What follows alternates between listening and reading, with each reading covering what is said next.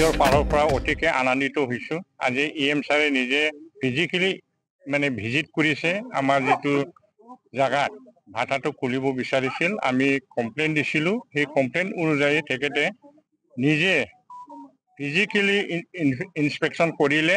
গতিকে আমি তেওঁক অশেষ ধন্যবাদ দিছোঁ ৰাইজৰ হৈ পেলাই, আৰু তেখেতক উচিত তদন্ত কৰি পেলাই যাতে ব্যৱস্থা গ্ৰহণ কৰে। আমাৰ এই বিন্নাগাটা এই অঞ্চলত এটা নতুন ইট ভাটা হৈ আছে বুলি গৰ্জান পাৰ্ট 2।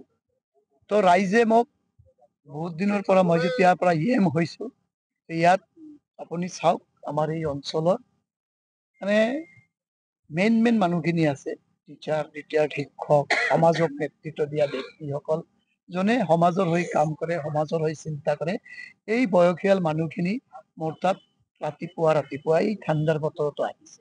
তাৰ কাৰণে মই ভাবিছোঁ যে মোৰ এইটো দায়িত্ব, এইটো মোৰ ডিউটি, যে মই এইখিনি বস্তুটো মই প্ৰেক্টিকেলত চাম।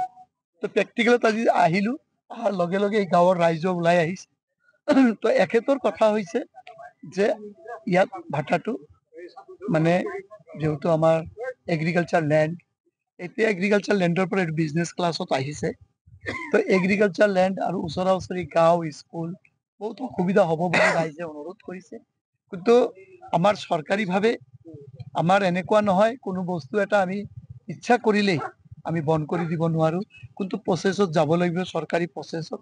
তো প্ৰচেছ মই আগবঢ়াম, আৰু ইতিমধ্যে মই এইখিনি কৈছোঁ, ইলিগেল কোনো কাম নহ'ব এই অঞ্চলত।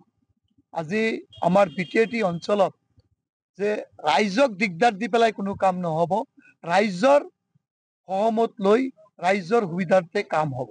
ৰাইজে যিটো বিচাৰিব আমি তেনেকুৱা কাম কৰিম। চৰকাৰ ৰাইজৰ ওপৰত নহয়, চৰকাৰৰ ওপৰত ৰাইজ, মই এইটোৱে কৈছোঁ। আৰু মই সেইকাৰণে ইয়াত আহিলোঁ, লগত মোৰ টিম লৈ আহিছোঁ।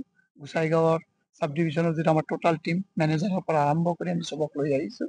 আৰু এই ভাটা বুলি নহয়, এই অঞ্চলত মই BTATত এইটোতো এতিয়া ইয়াৰ ৰাইজ সচেতন বুলি আজি ভাটাখিনি কমপ্লিট হ'ব পৰা নাই, কিন্তু গোটেই BTATত এটা বস্তু হৈছে, মই ইণ্ডাষ্ট্ৰীৰ EM হোৱাৰ পিছত মই ঝালি চালোঁ যে চবে নিজৰ মন মৰ্জি কৰি আছে। য'ত ভাটা ইচ্ছা বনাই দি আছে, তাৰ কেইখনমান মানুহ মেনেজ কৰি, কিবা অফিচ মেনেজ কৰি, কিবা মেনেজ কৰি উইদাউট ডকুমেণ্টছত ভাটা চলি আছে।